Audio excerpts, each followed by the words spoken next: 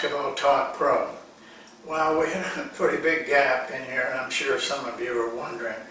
Basically, it was I needed a break, and it gets kind of long for me because it's it's about every third day, and I just needed a little time off, and there were some other things connected with it, but that's basically what it was. And now we're back ready to go.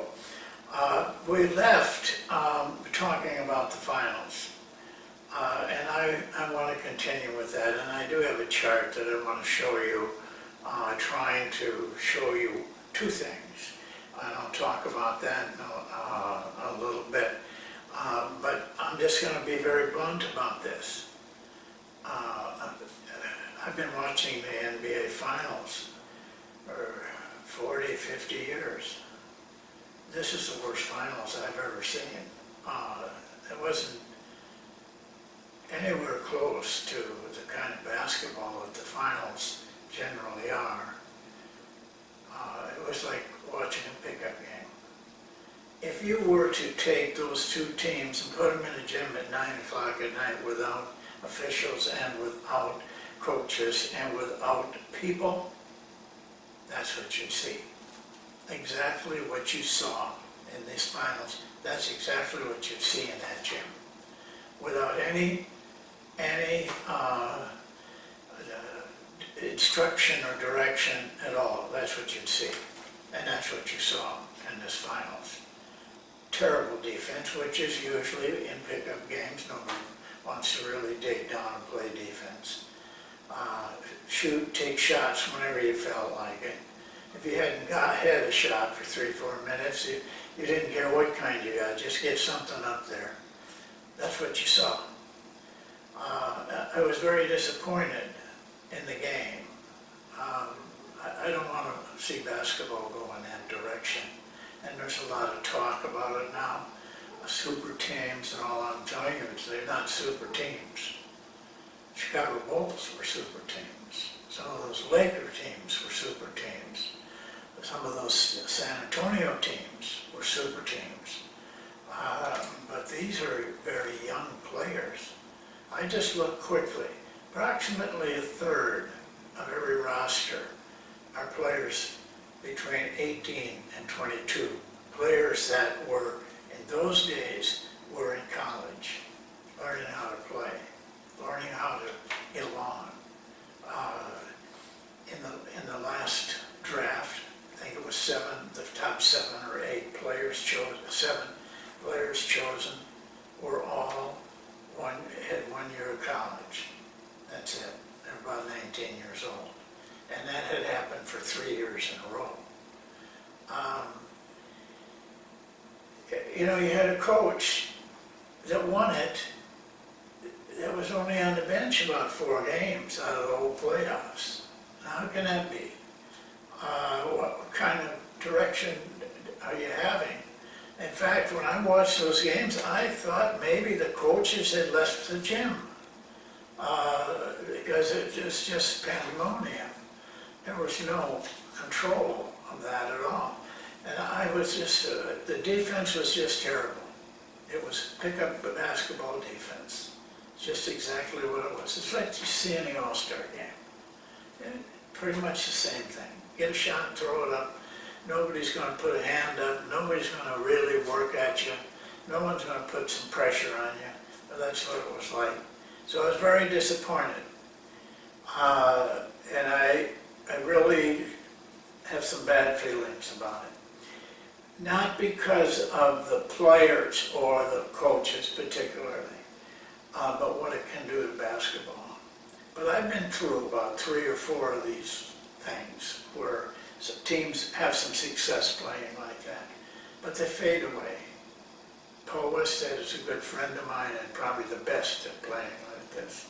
But still, to be very honest with you, Paul's career was probably not as good as a coach as he is because of the style of play that he had gone to and had very big success in college with. Well, what I did with these games, I broke down three of them. I think it was 2, 3, and 5. Um, but what I wanted to do this time, and we've had other situations where I've broken down Golden State because I really liked the way they were playing a year ago. I was seeing a lot of good things. So what I decided to do was to just focus on improvisational moves off of their plays. And I want to point this out to you. This is how you get deep into something. For you have, they're a great offensive team, and you can go to our player evaluation chart, and you can see it all right on there. If we didn't know which team it was, we'd say this is a really good offensive team. That's what you got to play against. But why are they a good defensive team? Let's take a little closer look, and you start going deeper and deeper, and this is pretty deep when we got down to just those improvisational moves. I kept a chart, and it's easier to see it on a chart. It wasn't come out as good as I wanted, or I shouldn't say it that way, I thought it would. But still, it has a story. And I think you should watch it very closely. Now, when you watch the chart, you can stop at any time. You can copy things down. You can come back to it. That's the beauty of what we're doing. You're not sitting there with a pencil trying to write everything down. Stop it, and then write it down. Come back to it. And I want to point something out to you. I use a form in here. If you like the form and you'd like to use it with your own team or as scouting opponents, just let me know and I can email it to you. It's nothing to that. Just drop me a note and I'll email it to you. And you can use the form. You can then make copies and help yourself. So now I want to take you to the form and the information we got off of it. Well, first of all, I'd like to go through quickly just to show you the different designations across the top. It's pretty normal. This is the possessions of each one, the shots, field goals made, field goals attempted, their shooting percentage, points scored. I did that because this did not include free throws or the difference between 2-point and 3-point. OER, this is uncontested shots within that group, and this is the percentage within that group.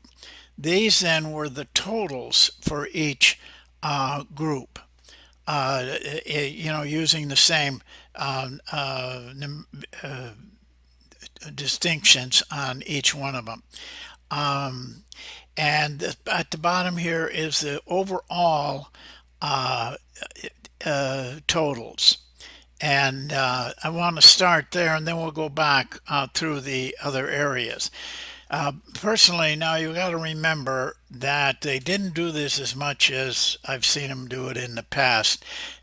These particular breakdowns or improvisations off of their offense. They did it 45 times in 3 games, so that's about 15 times a game. So we're not talking about huge numbers, but we're talking about a pretty sound contribution.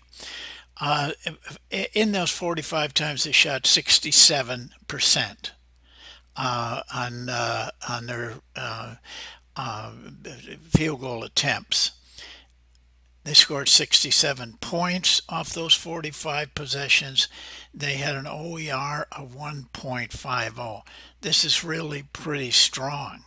67% and 1.49. Their contested shots, 12. Uncontested shots, 12. They only got 29%. But I'll show you where that kind of broke down. Now, the obvious 2 greatest groups were this: screen without screen cuts, just cutting, simple cutting. And this was pretty remarkable, I thought, the roll.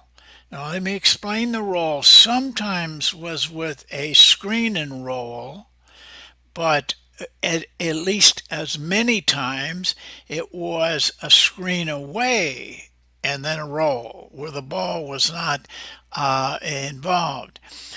They like to do that. Golden State does, and they do it well. Look at 83% field goal percentage. They almost had a perfect. They did have a perfect OER, perfect two, and their uncontested shots were 33%, which is pretty strong. They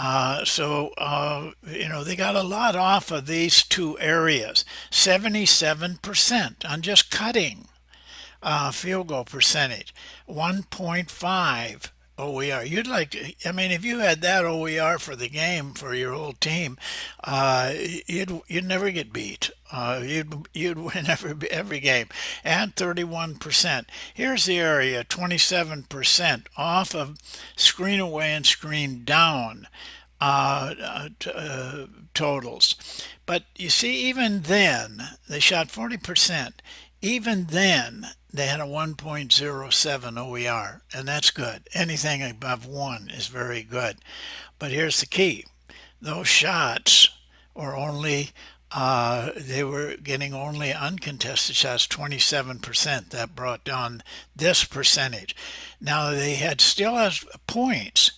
I'm almost sure those came from free throws, not the difference in 3 points, but from free throws off of the whatever they did when they ran these back cuts and curls and slipping the screen. This is not as much as I've seen them do in the past, but they're pretty good at this if they want to do it. So here you have a very simple chart. It was disappointing. The games were they started to get so they didn't even do this, with any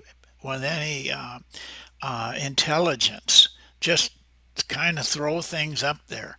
They were better. Probably I didn't do Cleveland, but they were to me they looked a lot better than what Cleveland was.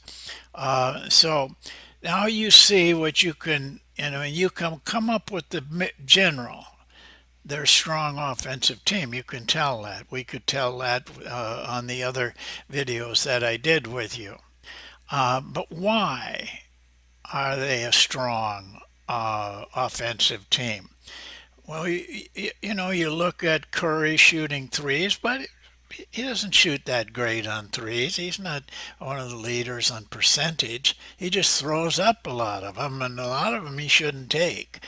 Uh, but here you get a chance to see this is their additional things. These are the things that other teams aren't doing in their offense. They're running. If they run a screen down, most of the time they're regular. If they run a split, most of the time they're irregular. Even here, they had a number of regular cuts that they got shots off of. They never. We have no way of knowing what they did when they didn't roll. I could go back and do that. But here's when you're getting down into deep things. Now, if you were looking at playing them, I would say, as a coach, I would start to look at these things. I mean, instead of trying to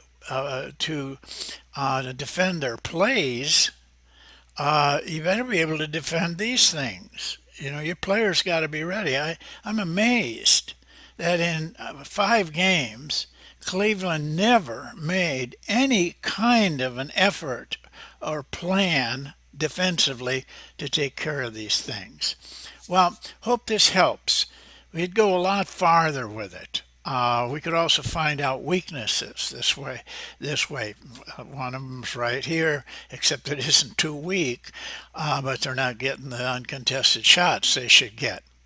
So we'll see you next time. And I made my comments about the finals. It was very disappointing to me.